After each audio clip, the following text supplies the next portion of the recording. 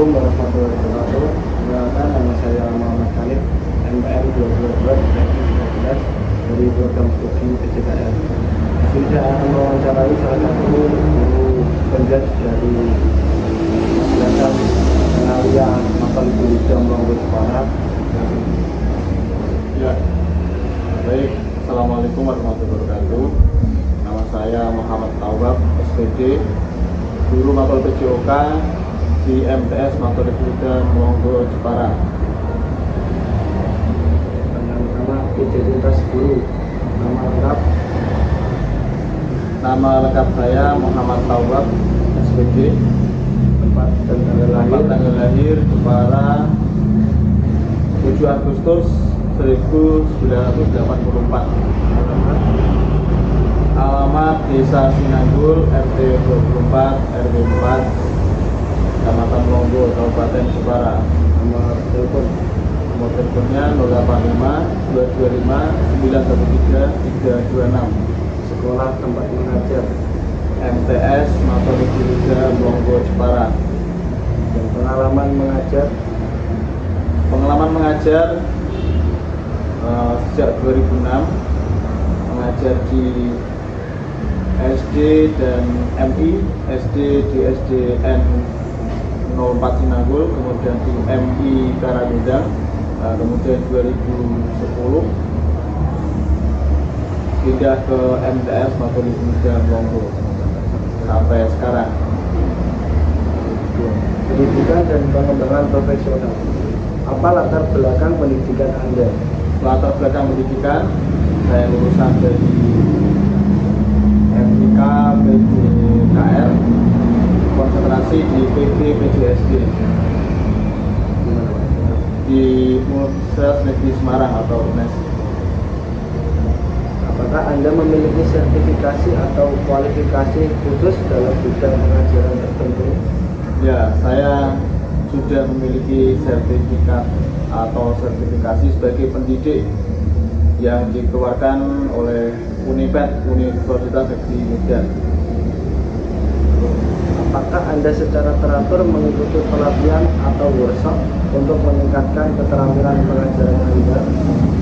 Untuk workshop, ketika ada waktu luang, kemudian ada kesempatan dan ada materi yang ingin saya penuhi atau ingin saya capai, maka saya akan mengikuti workshop tersebut. Pendekatan pengajaran. Bagaimana Anda mendefinisikan gaya pengajaran Anda? Gaya pengajaran yang saya terapkan pada Makol PJOK ada beberapa gaya pengajaran, tapi yang paling banyak pengajaran ini saya sesuaikan dengan kondisi siswa, kemudian kondisi sarana dan prasarana di sekolah atau madrasah. Gaya pembelajaran yang paling sering saya gunakan adalah gaya komando, kemudian gaya latihan, kemudian gaya belajar tuntas. Di mana gaya-gaya ini saya gunakan melihat kondisi siswa, diantaranya daya serap siswa, kemudian kondisi kedisiplinan siswa, atau mungkin karena di madrasah tersebut dibedakan antara kelas laki-laki dan kelas perempuan, sehingga gaya pembelajarannya tidak sama atau saya bedakan. Ya, bisa disamakan. Ya.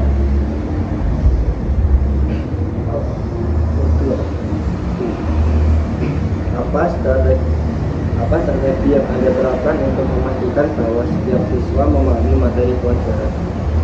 Strategi yang saya terapkan, yang pertama adalah membuat siswa kondusif terlebih dahulu.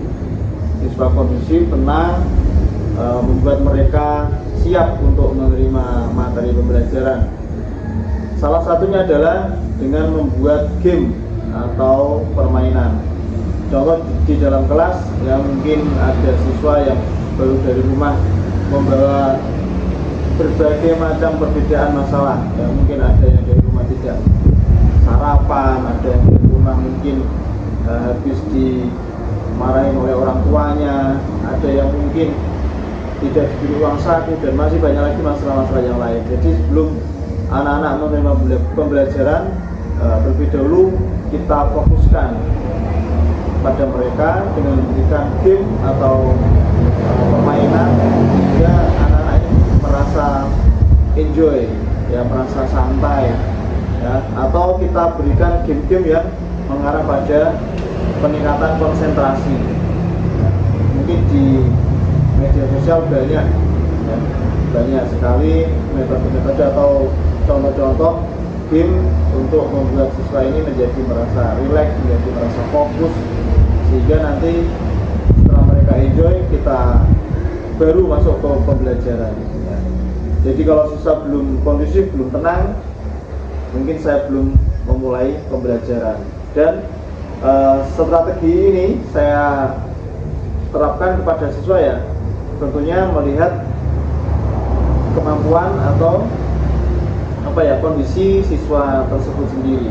Terutama mungkin kalau anak kelas laki-laki ini cenderungnya mereka lebih rame, ya, lebih rame. Tapi kalau anak perempuan ini cenderungnya mereka lebih gampang untuk mengikuti pembelajaran. Lalu, bagaimana Anda menyesuaikan pendekatan pengajaran Anda untuk siswa dengan gaya belajar yang berbeda? Pendekatannya adalah satu, kita menyesuaikan kemampuan siswa. Kemampuan siswa kita sesuaikan, baru kita cari pendekatan yang tepat. Contoh, anak laki-laki dalam materi PJOK, tentu pendekatannya ini lebih mudah. Kita membicarakan, contohnya kita membicarakan tentang teori materi sepak bola misalnya, ya, kita mengatakan tentang menggiring, menendang, menyundul. Nah, ini bagi mereka sudah hal yang biasa, ya, sehingga lebih gampang pendekatannya kepada siswa laki-laki. Tapi kalau pada siswa perempuan, ini harus kita jelaskan lebih rinci, atau bahkan kita demonstrasikan lebih hati-hati, lebih detail, dan lebih slow, ya, lebih terperinci, sehingga anak ini paham. Berbeda banget dengan anak laki-laki. Kemudian yang kedua, menyesuaikan dengan alat, ya. Alatnya, kalau alatnya memenuhi, ya tentu kita lebih mudah menjelaskan pada siswa. Tapi kalau tidak memenuhi, ya kita mungkin modifikasi alat biar siswa ini nanti paham. Pengelolaan kelas. Bagaimana Anda menciptakan lingkungan kelas yang mendukung pembelajaran? Untuk pengelolaan kelas, yang tadi saya katakan bahwa kelas yang pertama adalah harus kondusif. Bagaimana caranya kita mengkondusifkan siswa? Ya tentunya setiap siswa ini mempunyai karakter yang berbeda-beda. Tentu tinggal cara kita membuat siswa ini kondusif atau tenang, sehingga mereka siap untuk mengikuti pembelajaran. Kemudian kita ciptakan hal-hal yang mendukung apa yang mereka butuhkan, ya. Sehingga kalau kita beri apa yang mereka butuhkan, tentu mereka akan antusias, mereka akan lebih cepat untuk mengikuti apa yang kita sampaikan di pembelajaran. Apa strategi Anda untuk mengelola perilaku siswa yang tidak sesuai?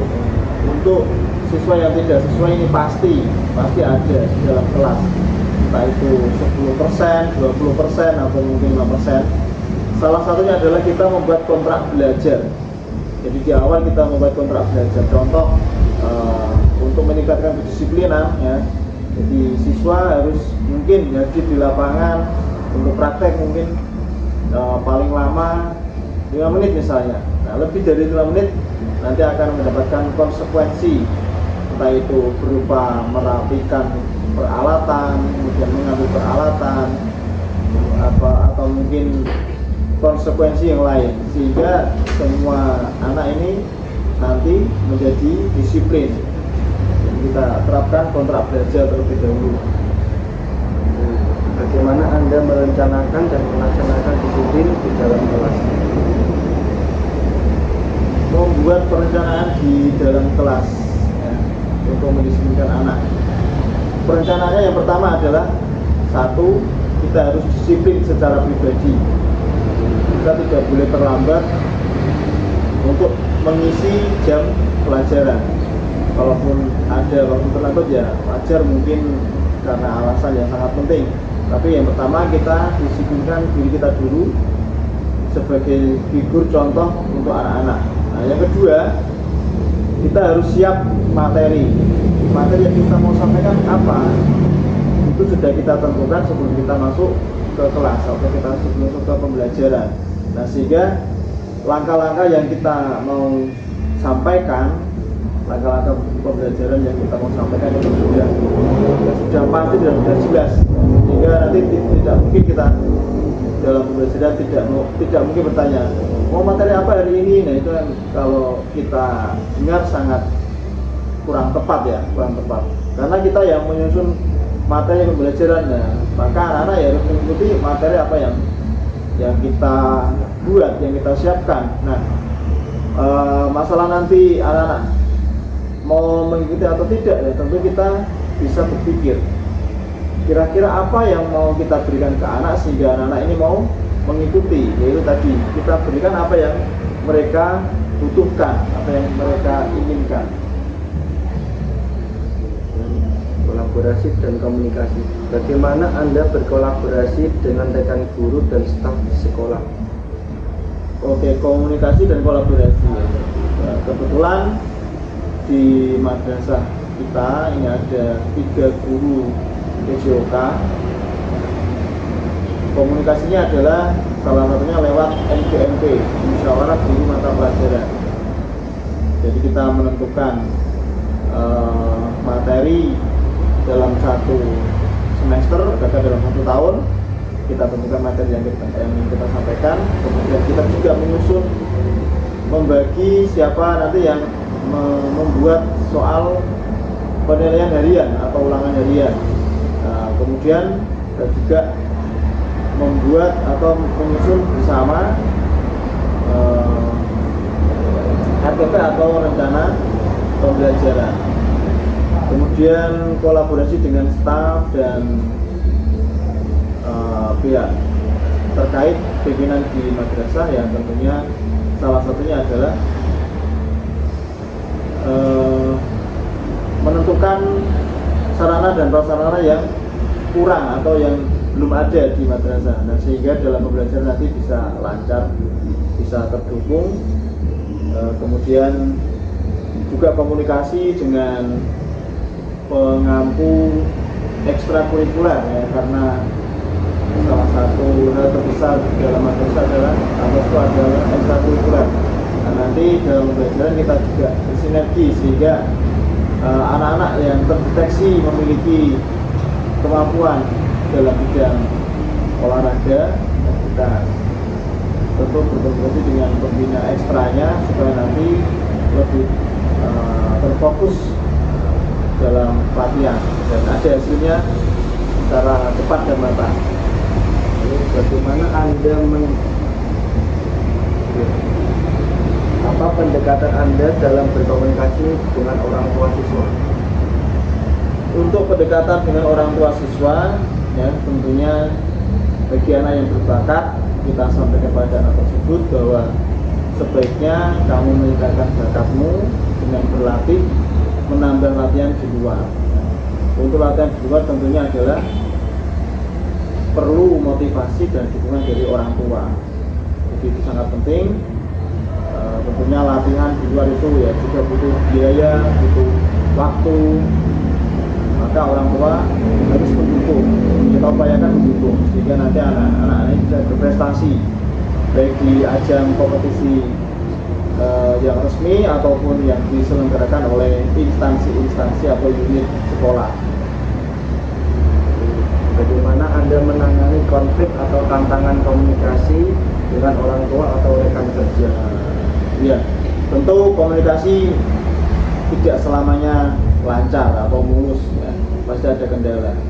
Nah, jika kita tidak bisa bertemu dengan orang tuanya, yang pertama ya kita pesankan, kita sampaikan kepada anaknya, siswanya, supaya menyampaikan kepada orang tuanya.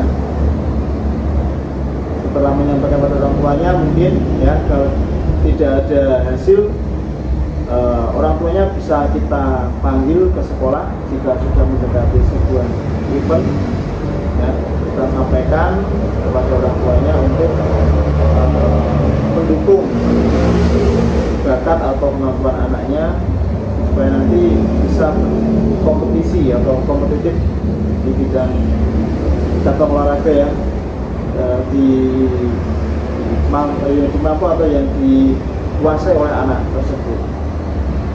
Kalau komunikasi dengan staf dan pemimpinan di sekolah ya tentunya kita sampaikan bahwa ada event, ya, ada kegiatan, ada kejuaraan, ada kompetisi. Kita sampaikan kepada pimpinan bahwa anak-anak ini butuh berkompetisi, butuh lomba untuk meningkatkan dan untuk mencari prestasi yang tentunya bermanfaat untuk anak dan juga bermanfaat untuk sekolah.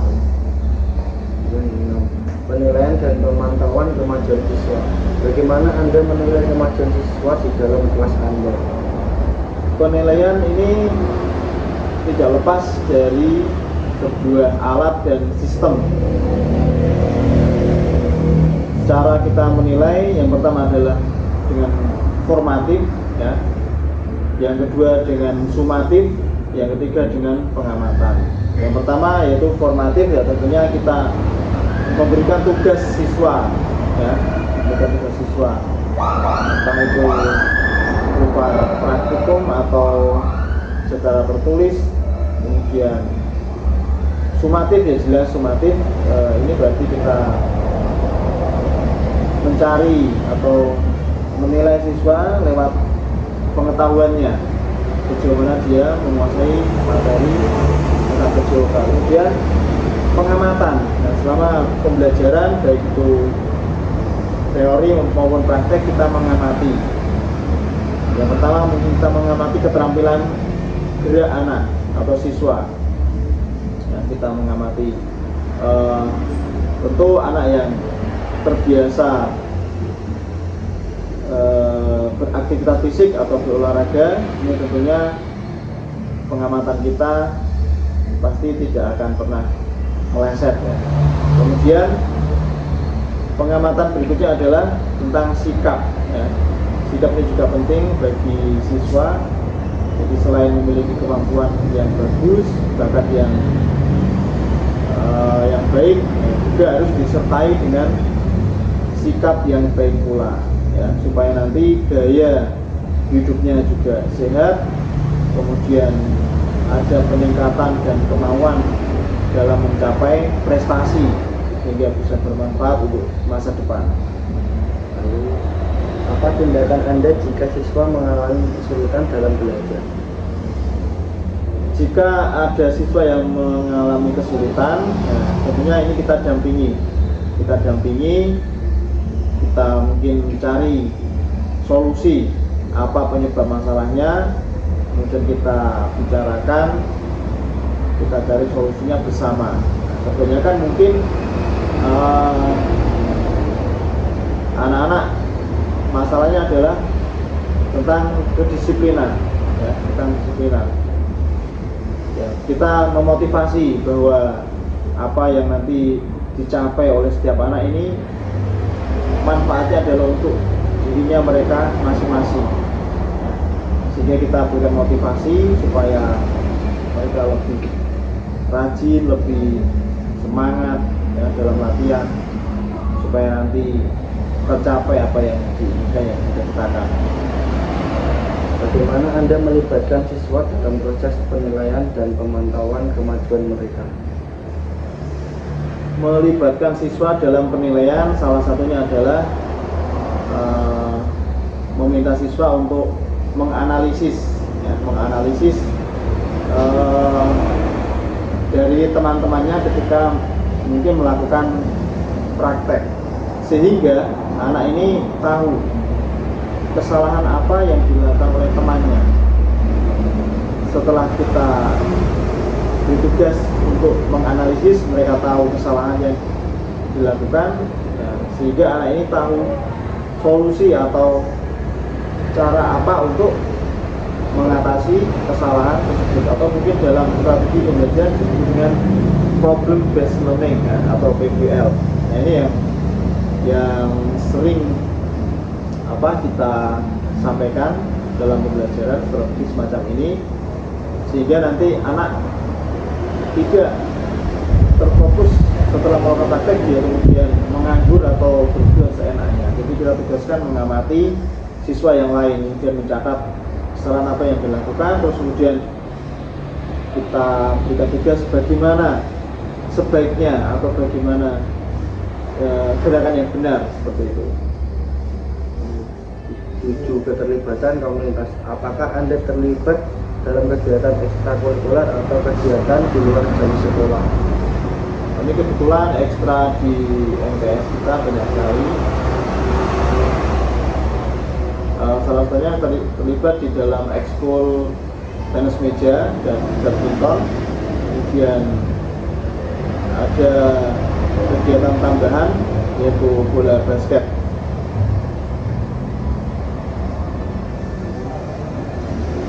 Bagaimana Anda berkontribusi pada komunitas dalam organisasi profesi dan masyarakat? Untuk organisasi profesi, salah satunya saya mengikuti grup atau kelompok pemain kelompok grup bermain tenis lapangan, salah satunya. Kemudian ada ikut grup bola basket di Jepara.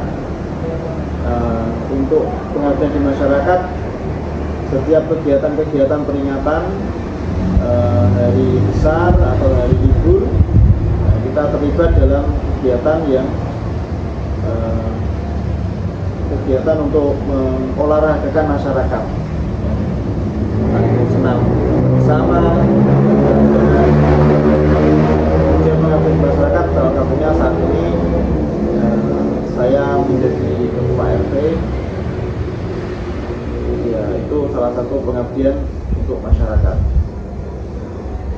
Dan inovasi dalam pengajaran. Bagaimana Anda mengintegrasikan teknologi dalam pengajaran Anda? Teknologi dalam pembelajaran salah satunya membuat konten atau video untuk pembelajaran, sehingga kita tidak melulu mencari sampel yang ada di media sosial atau YouTube. Dengan kita membuat video kita sendiri, anak ini lebih tertarik, kemudian anak lebih percaya, lebih memperhatikan, kemudian lebih respect kepada guru. Kemudian dalam pembelajaran kita membuat materi PowerPoint dan ringkasan-ringkasan modul supaya anak lebih mudah dalam belajar. Apakah Anda memiliki ide atau pembelajaran berbasis proyek atau proyek inovatif yang telah Anda terapkan dalam kelas? Ide yang saya terapkan salah satunya adalah meningkatkan kebugaran siswa. Saya tugaskan anak untuk meningkatkan kebugaran, salah satunya yaitu meningkatkan VO2 max. Saya meminta siswa untuk sebisa mungkin mendekati VO2 max seorang atlet, walaupun tidak sampai pada tataran atlet, tapi saya sarankan untuk mendekati atlet, yaitu salah satunya yang paling mudah saya berikan tugas pada mereka, yaitu dengan melakukan tes lari 2,4 km atau melakukan lari selama 12 menit mengitari lapangan sebanyak 8 kali. ya, atau 2,4 km, atau tes Cooper ya istilahnya. Kalau mungkin anak-anak diberikan tes Cooper, apa itu nggak tahu ya, penjelasannya seperti itu, seperti mudah. Pengalaman tentang kurikulum merdeka. Apa pemahaman Anda tentang konsep kurikulum merdeka? Kurikulum merdeka atau kurmer yang diterbitkan pada tahun 2020 awalnya sampai sekarang yang katanya ini mau diganti, ya, tentunya kita melaksanakan apa yang sudah ditugaskan. Nah, kebetulan madrasah kita, MTS kita ini menjadi salah satu madrasah untuk melaksanakan kurikulum merdeka sebagai percontohan. Alhamdulillah sudah 2 tahun ini melaksanakan kurikulum merdeka. Pemahaman yang kami rangkum yaitu kurikulum merdeka itu adalah kurikulum yang fleksibel. Kemudian fokus pada pengembangan karakter dan kompetensi siswa. Tentunya ditambah dengan materi esensial. Jadi fleksibel. Apa yang dimaksud dengan fleksibel di sini yaitu bahwa pembelajaran sesuai dengan apa yang dibutuhkan oleh siswanya. Apalagi materi kita PJOK, ya tentu kita sesuaikan dengan kondisi yang paling diinginkan, yang paling dibutuhkan oleh siswa ini apa. Contoh yang paling mutlak adalah secara keseluruhan PJOK selain meningkatkan kemampuan keterampilan gerak siswa, salah satu tujuan utamanya adalah kita meningkatkan kebugaran siswa secara umum, sehingga dengan siswa yang bugar ini nanti diharapkan ada peningkatan prestasi di akademik, ya, tentunya kalau anak-anak ini bugar, anak-anak ini fit badannya, ya, tentu mereka akan lebih fokus, lebih rajin dalam belajar. Nah, kemudian pengembangan karakter apa yang diharapkan, yaitu tentunya karakter yang sesuai dengan Pancasila, ya. Salah satunya yang mungkin menghargai teman, menghargai guru, taat beribadah, disiplin, dan lain-lain. Kemudian kompetensi, ya. Jadi anak-anak ini nanti kita arahkan, kita tidak menyuruh anak untuk memilih peminatan, tetapi apa yang mereka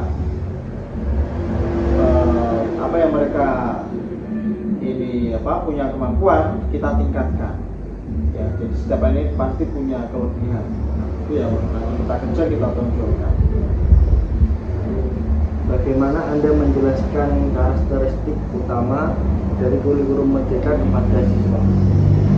Untuk anak kalau dijelaskan secara panjang pasti akan bingung, ya, tidak tahu apa khususnya di kurikulum merdeka, apakah belajar semaunya atau gimana, ya. Nah, tentunya kita menjelaskan pada anak-anak bahwa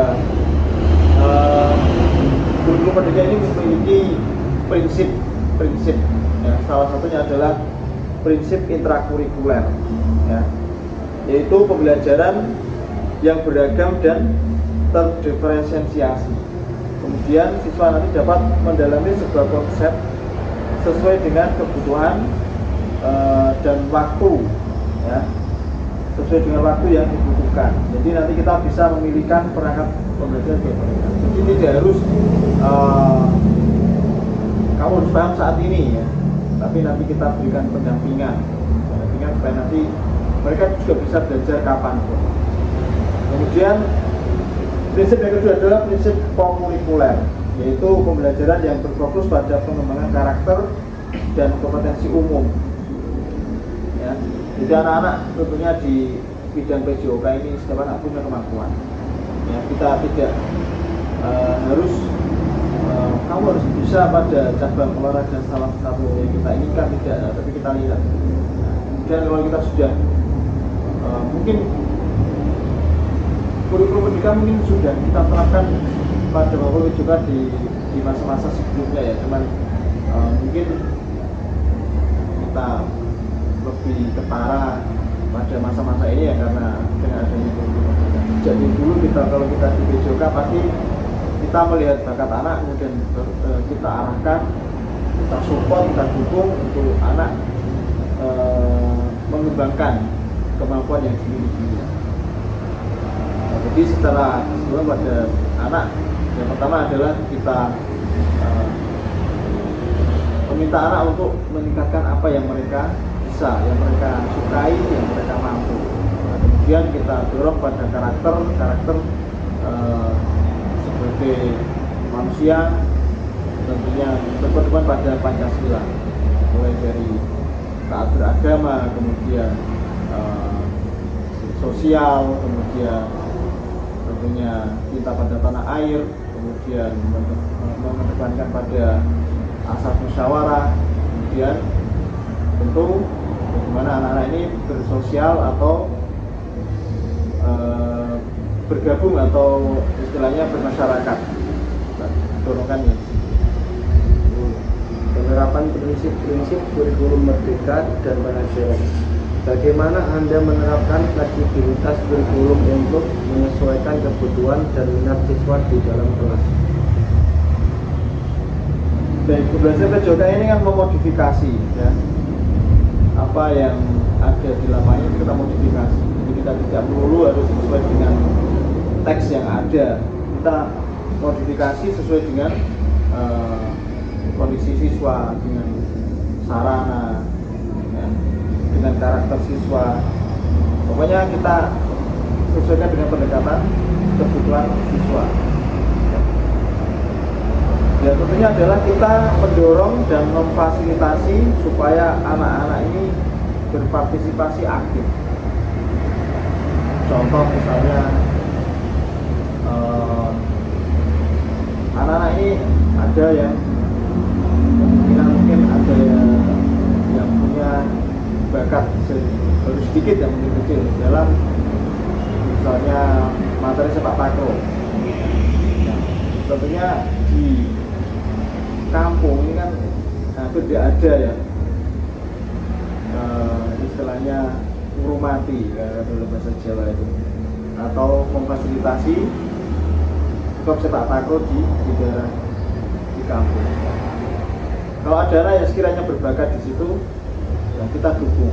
Ya, salah satunya mungkin kita dengan madrasah, dengan pengadaan sarana, dan kemudian kita beri waktu untuk latihan tambahan supaya anak nanti bisa mencapai atau meningkatkan bakatnya.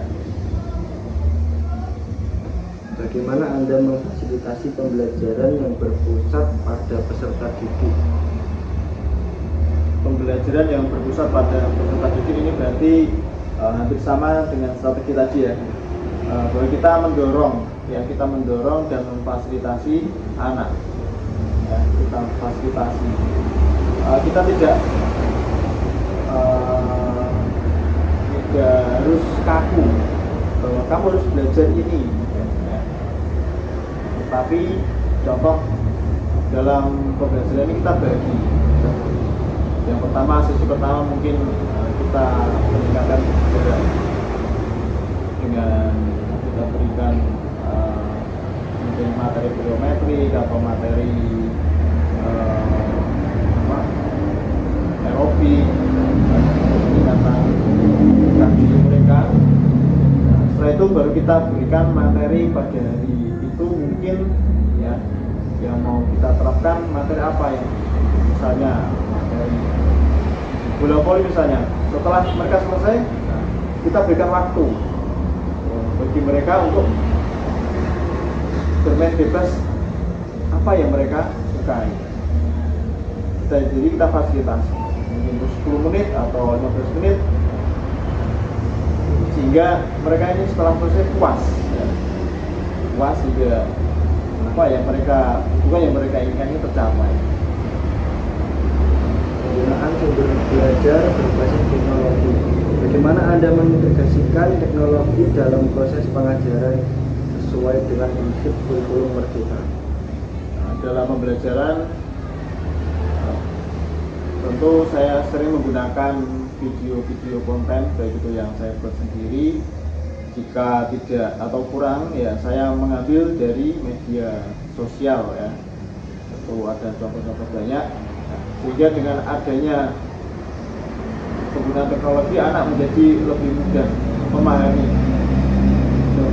Jadi tidak hanya diceritakan, tapi kita juga melihat, memvisualisasikan, jadi anak lebih paham. Apa jenis sumber belajar digital atau platform pembelajaran yang sering Anda gunakan? Platform yang sering saya gunakan ya tentunya ada Merdeka Mengajar, kemudian ada GPT, kemudian ada Google Classroom ya, kemudian untuk membuat konten saya menggunakan CapCut atau KineMaster yang saya gunakan. Tentu teknologi ya sangat membantu sekali dalam pembelajaran. Penilaian formatif dan proses evaluasi. Bagaimana Anda melibatkan siswa dalam proses penilaian dan pemantauan kemajuan mereka? Penilaian formatif ya dalam kurikulum Merdeka ini memang sangat ditekankan. Penilaian formatif ini penilaian awal atau proses. Kalau dulu ada penilaian pra ya, pra atau pre-test, kemudian ada penilaian post-test atau penilaian akhir. Nah, kalau di kurikulum Merdeka ini ada penilaian formatif. Ya tentunya saya juga menerapkan ya. Jadi pertama saya menugaskan kepada siswa. Dari penugasan ini saya bisa menilai awal kemampuan siswa. Contoh misalnya materi passing bola voli misalnya. Penilaian formatifnya ya tentu kita meminta mereka untuk menjelaskan ya, pengetahuannya kita menjelaskan. Kita menjelaskan, kemudian kita menyuruh untuk mempraktekkan. Nah, ini kita melihat kemampuan awal siswa. Setelah itu jika ada yang kurang ya tentu tidak ada yang sempurna, dan kita berikan pemahaman, kita berikan materi supaya jadi lebih sempurna. Nah, setelah itu kemudian kita kembali meminta mereka untuk mempraktekkan dan menjelaskan. Dari situ kemudian kita akan melihat ada perubahan tidak dari tadi ketika kita melakukan tes awal, kita berikan materi, kemudian kita meminta melakukan mereka lagi. Tes formatif ini sangat penting dan selalu kita lakukan dalam pembelajaran. Apakah Anda menggunakan metode penilaian formatif dalam mendukung kurikulum Merdeka? Iya, saya menggunakan penilaian formatif ya, baik itu praktek maupun pengetahuan. Kolaborasi antar guru dan pengembangan kolektif. Bagaimana Anda berkolaborasi dengan rekan guru dalam merancang dan melaksanakan kurikulum Merdeka? Ya, seperti saya katakan bahwa guru mapel PJOK di MTS kita ada 3. Ya, kita dalam menyusun materi kurikulum Merdeka, kita bermusyawarah materi yang akan kita sampaikan kepada anak-anak, kemudian terutama pembagian materi ya kita sesuaikan dengan kompetisi. Tentunya di tingkat pelajaran ada kompetisi Popda. Jadi apa yang mau kita screening, kita cari kemampuan awal siswa sehingga bisa kita bina untuk bisa berkompetisi di dalam kompetisi antar siswa, yaitu Popda atau ada juga antar madrasah yang disebut dengan Porsema. Apa pengalaman Anda dalam pengembangan profesional kolektif untuk mendukung kurikulum Merdeka? Pengalaman pengembangan ya 2 tahun ini tentunya ya walaupun baru tapi pasti ada walaupun sedikit pengalaman dalam pengembangan, yaitu sangat terasa sekali ya dengan adanya kita penerapan kurikulum Merdeka, sangat banyak yang terekspos, terlihat. Nah, sehingga dengan banyak sekali bakat yang ada itu, ya, tentu menyesuaikan dengan kemampuan madrasah untuk memfasilitasi pengembangan mereka. Tapi alhamdulillah banyak yang bisa terakomodir ya, bakat-bakat itu dan bisa kompeten bertarung di tingkat kompetisi antar sekolah. Tantangan dan solusi dalam implementasi kurikulum merdeka. Apa tantangan utama yang Anda hadapi dalam menerapkan kurikulum merdeka? Nah, tantangannya ini jelas, yaitu kesiapan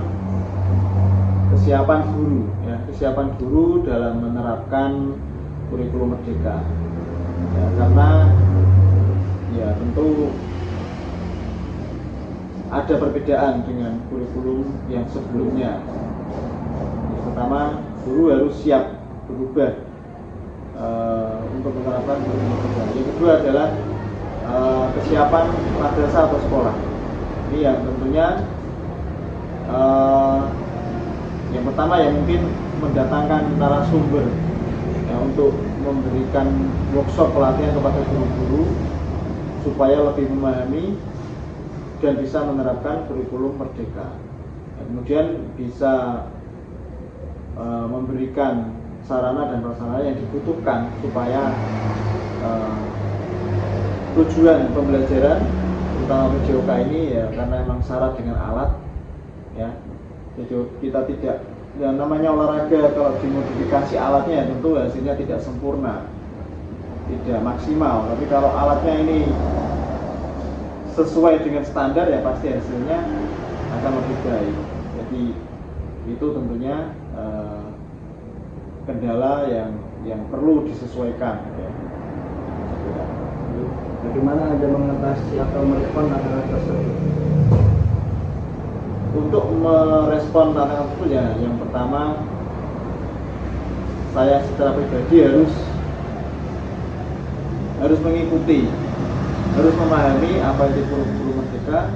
Setelah memahami kemudian menerapkan ketika pembelajaran di dalam madrasah atau sekolah. Kemudian mengikuti workshop pelatihan untuk pengembangan kemampuan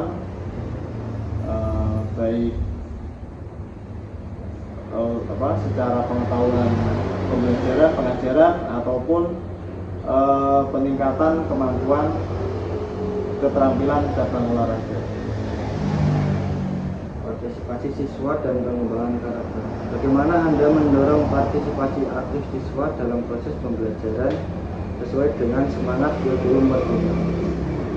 Jadi kita mendorong siswa untuk aktif mengikuti pembelajaran. Jadi jangan sampai anak ini ogah-ogahan, malas-malasan. Ya mungkin salah satu kemalasan siswa dalam mengikuti pembelajaran juga adalah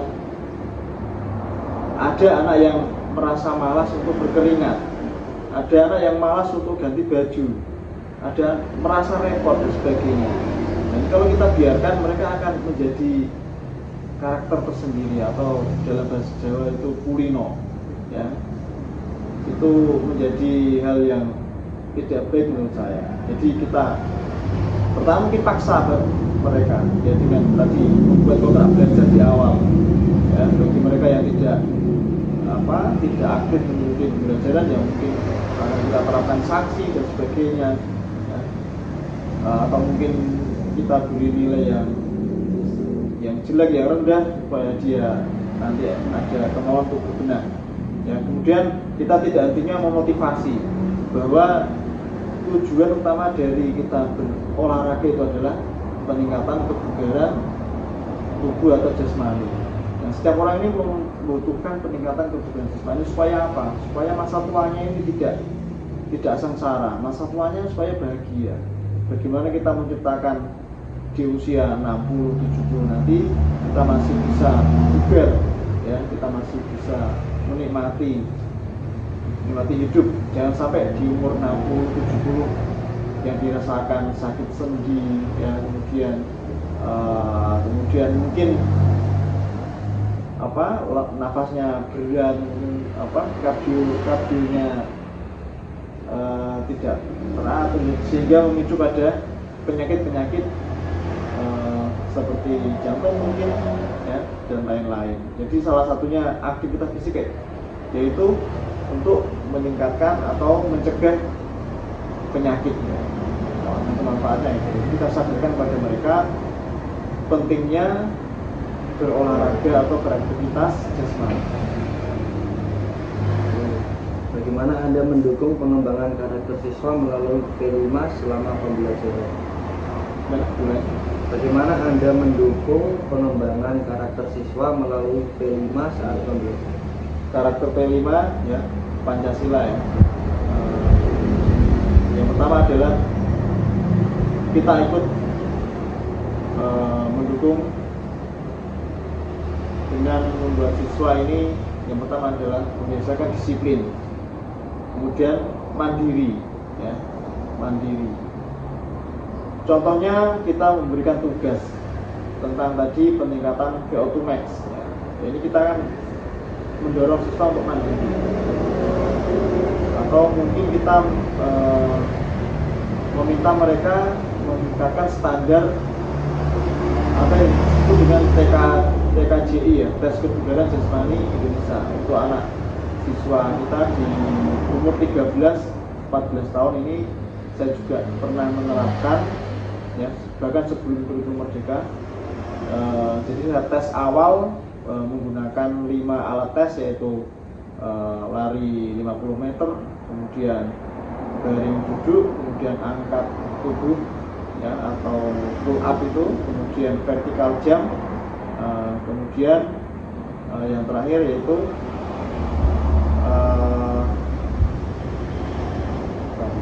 sit up ya. Nah, kita tes awal, kemudian kita meminta mereka untuk melakukan aktivitas fisik seminggu 2 kali. Kita contoh kita mungkin minta mereka untuk melakukan jogging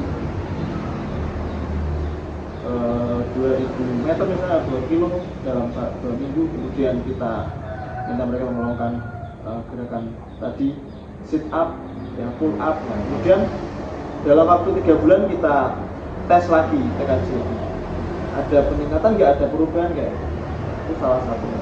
Jadi kita untuk mendukung P5 itu ya, kita minta siswa untuk disiplin, kemudian mandiri ya, mandiri. Kemudian apa manfaatnya kalau anak-anak ini kebugarannya meningkat ya, tentunya mereka akan menjadi insan-insan yang lebih produktif ya, insan yang produktif, tidak malas-malasan ya, tidak hanya apa istilahnya mager atau malas bergerak ya. Ini tentu sangat mengganggu pertumbuhan mereka, apalagi di masa usia 13-14 tahun ini, termasuk usia ya, dalam pertumbuhan ini meledak-meledaknya gitu ya. Bisa kita dorong betul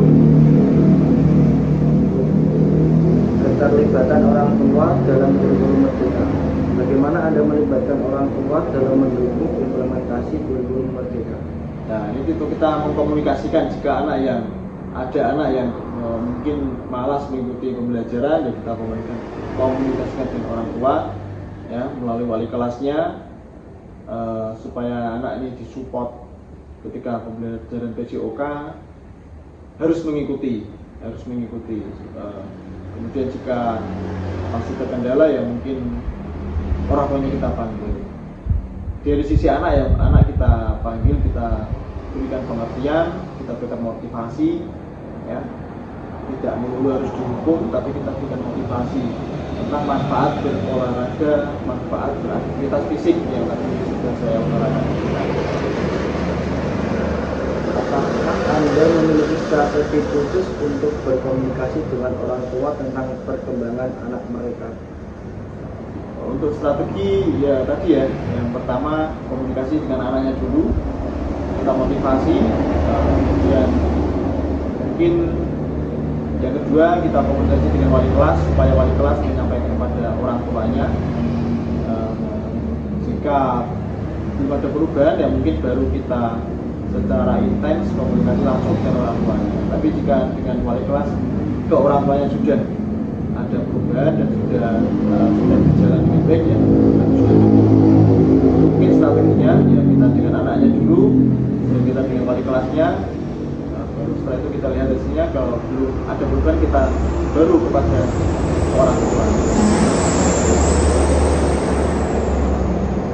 Sekian wawancara dari saya. Ya, dengan saya Pak Tawab. Kalau tidak, mohon maaf.